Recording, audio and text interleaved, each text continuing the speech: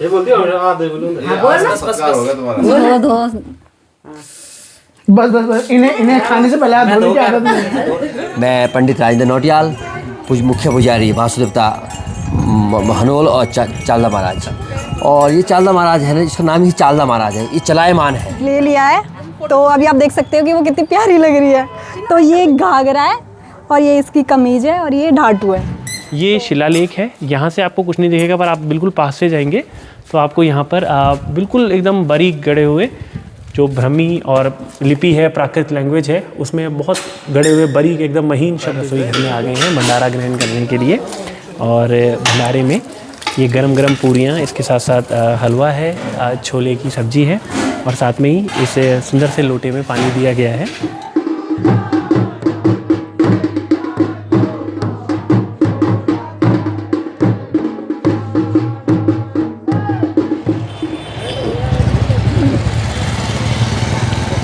तो भाई इस वक्त हम कलसी आ चुके हैं और ये कलसी भी वो जगह है जहाँ पर अशोक शिलालेख है जो बहुत फेमस है, जो कलसी के इतिहास से जुड़ा है, जो कि दर्शाता है कि भाई किस तरह से उत्तराखंड में और अशोका उनके किस तरह के रिलेशंस थे, कैसे यहाँ पर जो शिलालेख है वो दर्शाता है अशोका शासन को भी। तो वो भी हम देखने जाएंगे। और उससे पहले हम यहाँ पर आ रखे हैं एक शॉप में, क्योंकि हम यहाँ से कुछ, क्योंकि ये क्षेत्र पूरा जौनसार पावर का क्षेत्र है, तो हम यहाँ पर से कुछ जौनसारी ड्रेस देखने आए हैं। अब हम यहाँ पर अत्विका के लिए, शीनू के लिए कुछ जौनसारी ड्रेसेस देखेंगे और आइए देखते हैं किस तरह की ड्रेसेस है। बहुत अलग सा परिधान होता है ये, तो इसको देखेंगे और अगर पसंद आता है, साइज़ मिलता है तो उसको खरीदेंगे भी।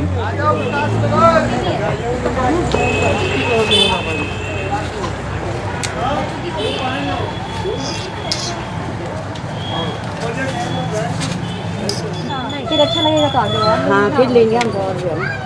हमारी तो ब्लॉगिंग भी स्टार्ट हो गई और क्या। हाँ पहले बोलो, मैं गढ़वाल से पहले दिल्ली गई, दिल्ली से मैं हरियाणा गई, हरियाणा से मैं यूपी गई, यूपी से। ये हमारा एक ट्रेडिशनल लुक है एक टाइप का, जिसपे पूरा ढाटू, घाघरा और ये चोली भी होती है ऊपर की। तो हम वही देख रहे हैं यहाँ पे कि बच्चों के लिए क्या फिट रहेगा और हम क्या कर सकते हैं उसके लिए। हाँ इसको घाघरा कहते हैं। हाँ ये घाघरा है जो कि नीचे पहनते हैं, इसके ऊपर एक कमीज टाइप की होती है आधी, वो ये इस टाइप का ना। हाँ ये इस टाइप का। और इसको ढाटू बोलते हैं। अच्छा। ये ढाटू, तो वो वही सेलेक्ट कर रहे हैं कि इन पे फिट आता है नहीं आता। वैसे सिले हुए हैं, इसको सिलवाते हैं फेस्टिवल्स में और ओकेजन्स में पहना जाता है इसे। हाँ हमारे यहाँ ट्रेडिशनल है, नहीं नॉर्मली भी पहनती है, जो बूढ़ी औरतें होती है वो नॉर्मली पहनती है उसको घर पे, लेकिन जैसे वैसे तो हम उसको ट्रेडिशनल में ही पहनते हैं। हाँ तो बहुत अलग सा यूनिक सा लग रहा है। हाँ बाकी जैसे हम आगे जाएंगे। हाँ अभी अब हम जो दिवाली में जा रहे हैं, जहाँ पे हम जा रहे हैं वहाँ सबने यही पहना होगा। हाँ, वहाँ आपको यही दिखेगा। सेलिब्रेट करने जा रहे हैं तो वहाँ पर यही चीज़ जो है ट्रेडिशनली हम सब ऐसी ड्रेस पहन के वहाँ पर वो करेंगे जो है। और बाकी हम जैसे आगे जाएंगे हमेशा हम आपको सारा बताते हुए जाएंगे। यहाँ की ये घुमाने लाई है, ये होस्ट है हमारी जो है, तो यही हमें इस बार पूरा ट्रिप घुमाएगी। हाँ बिल्कुल।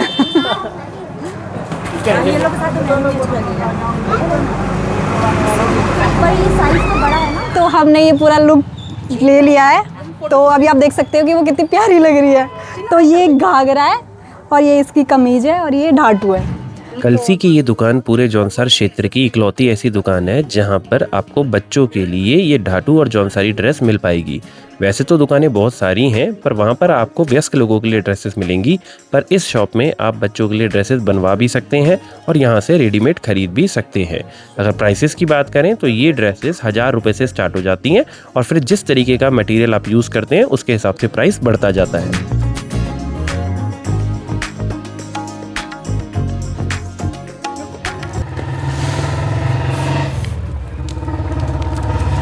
तो भाई इस वक्त हम आ चुके हैं कलसी के फेमस अशोक शिलालेख में। अशोक शिलालेख मतलब अशोका का रॉक एडिक्ट। जैसे कि आपको पता है अशोका मौर्यन एम्पायर के एक बहुत ही फेमस, जिन्हें पूरे इंडिया में मान सम्मान और एक बहुत फेमस राजा माना जाता है, वो राजा हैं। और अशोका का उत्तराखंड तक, या उत्तराखंड क्या अफ़गानिस्तान तक साम्राज्य फैला हुआ था, तो उन्होंने जगह जगह पे कई सारे रॉक एडिक्ट्स या शिलालेख जो हैं जिसमें अपने बारे में उन्होंने लिखवाया था चट्टानों में, ऐसे जगह जगह पे जो है पूरे सब कॉन्टिनेंट में स्थापित करवाए थे। तो उन्हीं में से एक बहुत फेमस कलसी में है, जो ये सबूत भी देता है कि अशोका का यहाँ के कुनिंद शासकों के साथ जो है एक अच्छा खासा रिलेशन था। तो आइए या इस चीज़ को देखते हैं और जानते हैं यहाँ पर और क्या क्या चीज़ें और किस तरीके का वो शिलालेख है। तो ये है अशोका का प्रसिद्ध जो 4 से स्तंभ है, यानी कि 4 लॉइन एम्बलम जो हमारे देश का राष्ट्रीय चिन्ह भी है। जहाँ जहाँ अशोका से जुड़ी कोई भी चीज़ होती है तो ये आपको इस तरह के प्रतीक जरूर दिखेंगे। तो आइए, बहुत अच्छा सा उत्तराखंड सरकार ने इस चीज़ को मेंटेन किया हुआ है। और यहाँ पर जैसे कि देखिए, ये पूरा का पूरा लिख रखा है कि भाई उत्तर भारत में एकमात्र कलसी ही ऐसी जगह है जहाँ अशोक के चतुर्दश शिलालेख प्राप्त हुए हैं। ठीक है, यानी कि भाई यही एक ऐसी जगह पर है जहाँ पर मतलब 14 रॉक एडिक्ट्स हैं अशोका से जुड़े हुए जो है, और इनको प्राकृत भाषा में लिखा गया है जो अशोका की भाषा थी, और इसकी लिपि ब्राह्मी थी। तो आइए देखते हैं, ये लैंग्वेज डेसिफर हो पाई, इस वजह से हम काफ़ी कुछ अशोका के बारे में जान पाए। तो अब आइए, बड़ा खूबसूरत सा सरकार ने सजा रखा है, कितना सा गार्डन सा बना रखा है, तो बहुत खूबसूरत सा है। आइए देखते हैं इसे। तो इस वक्त मैं ठीक सामने हूँ शिलालेख के, और इस शिलालेख के बारे में यहाँ पर पूरा बताया गया है। जैसा कि 12th की NCERT की बुक्स में भी ये चीज़ बताई गई है कि अशोका को जो ब्राह्मी लिपि है उसमें प्रियादशी के नाम से जाना जाता था। प्रियादशी का मतलब होता है प्रिय मुख वाला, जिसका चेहरा इतना आकर्षक होता है कि भाई उसको देखते ही कोई अट्रैक्ट हो जाता है। तो ये वर्ड जो है अशोका के लिए यूज़ होता है। ये शिलालेख है, यहाँ से आपको कुछ नहीं दिखेगा, पर आप बिल्कुल पास से जाएंगे तो आपको यहाँ पर बिल्कुल एकदम बारीक गढ़े हुए जो ब्राह्मी और लिपि है, प्राकृत लैंग्वेज है, उसमें बहुत गढ़े हुए बारीक एकदम महीन शब्द जो है दिखेंगे। तो आइए, अब यहाँ से हम चलते हैं आगे, कलसी के बाकी मंदिरों को घूमते हैं। मंदिर जो मेन मंदिर है उसकी तरफ चलते हैं।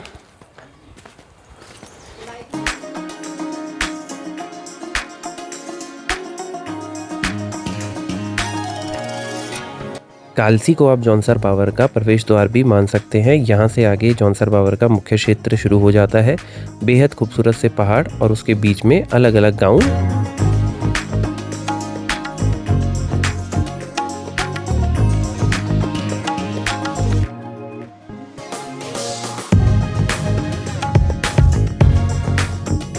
तो दोस्तों, कालसी से लगभग 2 घंटे की ड्राइव करने के बाद अब हम दसऊ गांव में आ चुके हैं, और ये गांव फेमस है क्योंकि यहाँ पर स्थापित है चालदा महाराज का मंदिर।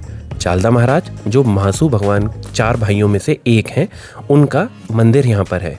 वैसे वो अपने चलायान के लिए प्रसिद्ध है क्योंकि वो भ्रमण करते रहते हैं और उनका कोई एक स्थायी मंदिर नहीं है। तो अभी पिछले 2.5 वर्षों से वो इसी स्थल पर विराजमान है, तो इस कारण आसपास से सभी लोग उनके इस मंदिर में आते हैं। ये मंदिर ज़्यादा पुराना भी नहीं है, इसे अभी ही बनाया गया है उन्हीं के लिए। सबसे पहले हम प्रसाद लेंगे और प्रसाद लेके फिर हम मंदिर में दर्शन करने के लिए आगे बढ़ेंगे। तो हम फाइनली दसऊ आ गए हैं। काफ़ी लंबी ड्राइविंग के बाद हम दसऊ पहुंच गए हैं, और यहाँ के फेमस चालदा महाराज जी के मंदिर में अब हम दर्शन करेंगे, और दर्शन करने के बाद प्रसाद भी ग्रहण करेंगे, और इस मंदिर के बारे में यहाँ के पुजारी जी या जिससे भी जो जानकारी मिल पाएगी वो लेने की कोशिश करेंगे। तो आइए, अभी देरी ना करते हुए, क्योंकि आज का दिन बहुत लंबा है हमारा, अभी हमें आगे भी जाना है, तो फटाफट दर्शन करते हैं महाराज जी के। आइए।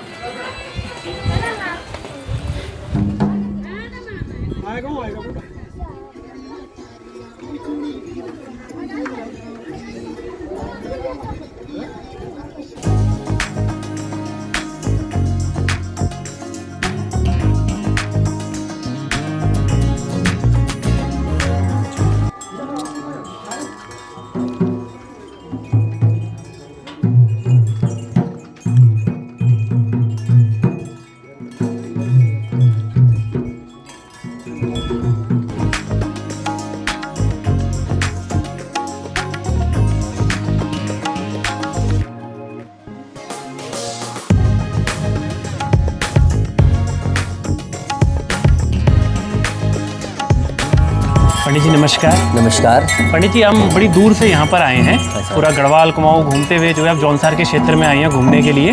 तो ये मंदिर हमें बताया किसने कि बहुत ही प्रसिद्ध मंदिर है, यहाँ पर कोई फेस्टिवल भी चल रहा है यहाँ पर आके, तो उसके बारे में ज़रा थोड़ा जानना चाहेंगे। सबसे पहले तो आपका यूट्यूब चैनल का स्वागत है, और आप बहुत दूर से आए और इसलिए आपका स्वागत है। हमारे क्षेत्र में हमारे जौनसार पावर में आप आए हैं, सर्वप्रथम आपका बहुत बहुत स्वागत है। और छत्रधारी चालदा महाराज आपके ऊपर अपना आशीर्वाद बनाए रखें। मैं पंडित राजेंद्र नौटियाल, मुख्य पुजारी वासुदेवता हनोल और चालदा महाराज। और ये चालदा महाराज है ना, इसका नाम ही चालदा महाराज है, ये चलायमान है।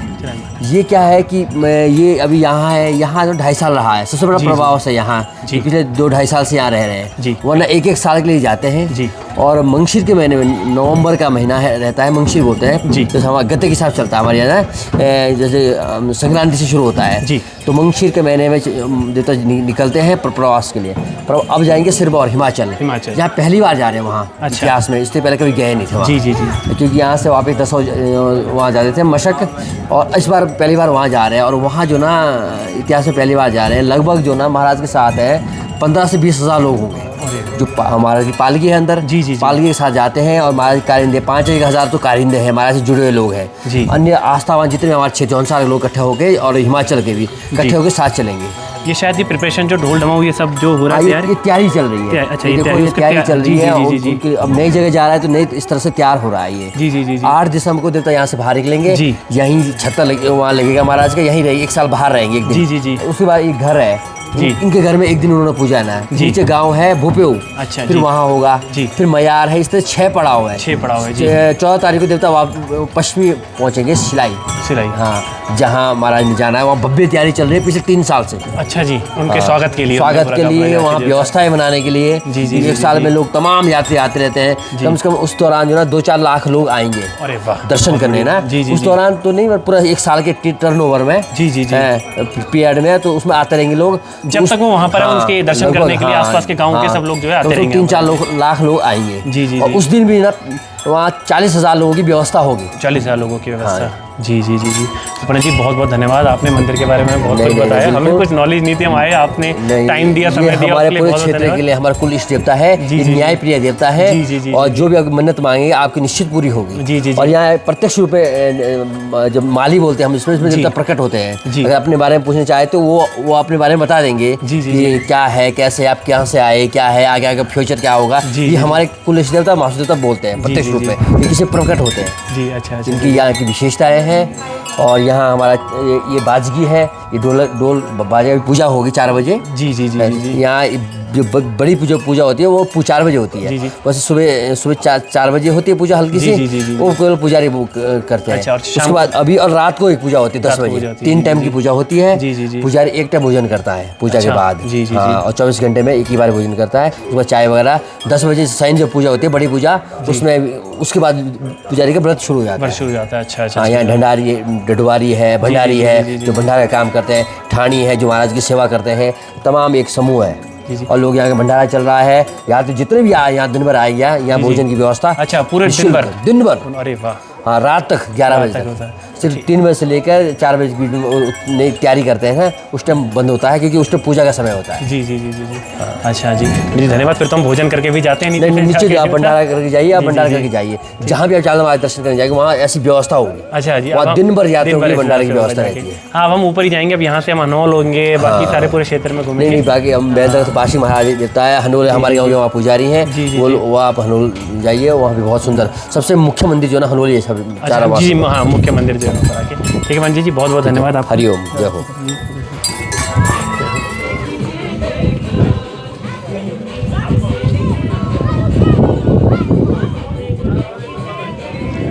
तो भाई मंदिर में तो दर्शन हो गए, पुजारी जी ने मंदिर के बारे में काफ़ी अच्छे से समझा भी दिया है, पर उन्होंने साथ साथ ये भी बताया था कि अब 3 बजने वाले हैं और यहाँ पर कुछ टाइम के लिए फिर भंडारा पॉज होगा, क्योंकि फिर शाम के वक्त के लिए थोड़ा पूजा वूजा होने के बाद फिर दोबारा चालू होता है, ज़्यादा नहीं 1-2 घंटे बाद फिर चालू हो जाएगा।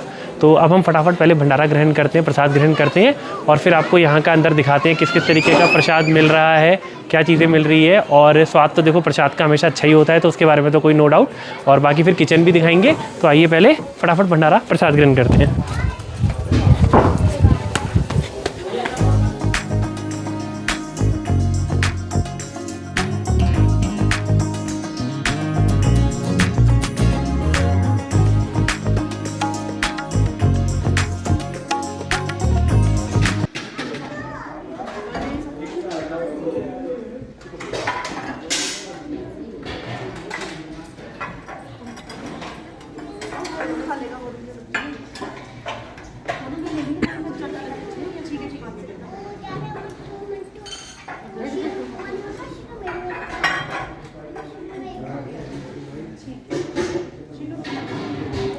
तो भाई हमारे दर्शन हो गए, और अब शारदा महाराज के दर्शन करने के बाद अब हम यहाँ पर रसोई घर में आ गए हैं भंडारा ग्रहण करने के लिए।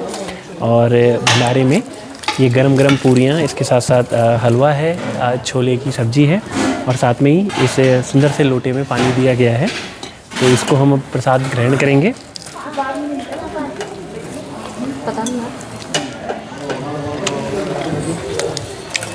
खाना स्वादिष्ट है, बहुत अच्छा खाना हुआ। चलिए अब मैं प्रसाद ग्रहण करता हूँ और फिर आपसे आगे ब्लॉग में मिलते हैं।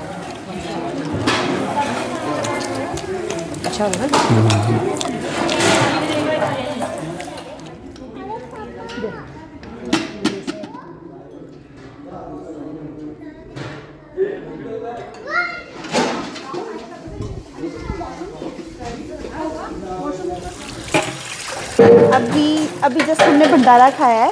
यहाँ मंदिर में भंडारा होता है। भंडारा खाने के बाद फिर अपने बर्तन खुद ही धोने होते हैं और फिर धो के फिर यहाँ पीछे रखने होते हैं।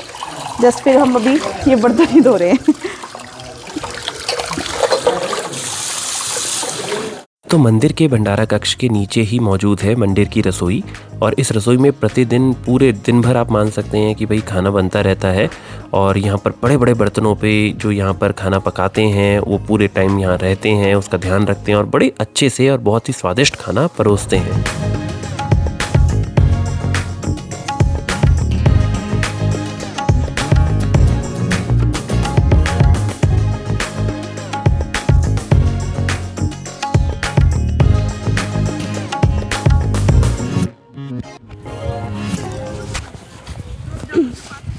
तो अमीषा, आपका बहुत बहुत धन्यवाद। आपने हमें इतने अच्छा मंदिर दिखाया। हमने इससे पहले ऐसा मंदिर नहीं देखा था। थोड़ा अलग से शैली का मंदिर है, थोड़ा सा मतलब ऐसे हमने मूवीज़ में देखा था, पर मतलब ऐसा रियलिटी में नहीं देखा था जाके। तो सच में जौनसार का ये पहला मंदिर अभी हमने घूमा है और ये पहला मंदिर हमें बहुत अच्छा लगा है जो है जाके।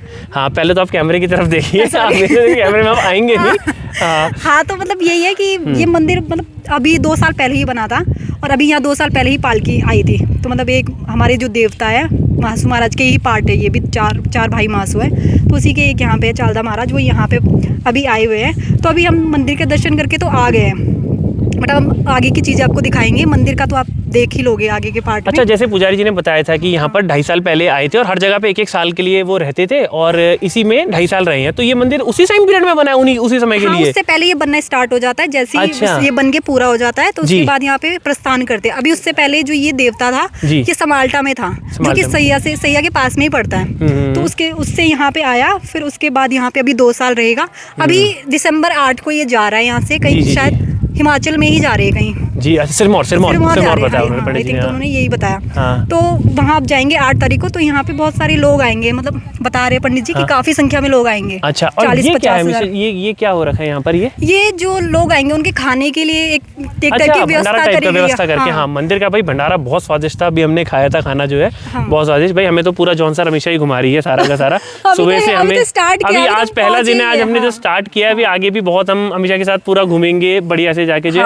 हमेशा इतनी देर हो गई, हम इतने से जौनसार घूम रहे हैं, आपने जौनसारी भाषा में तो कुछ बोला ही नहीं। दर्शकों को पता कैसे चलेगा कि आप यहाँ के लोकल हैं पूरा जौनसारी में? नहीं, मैं बोलूंगी।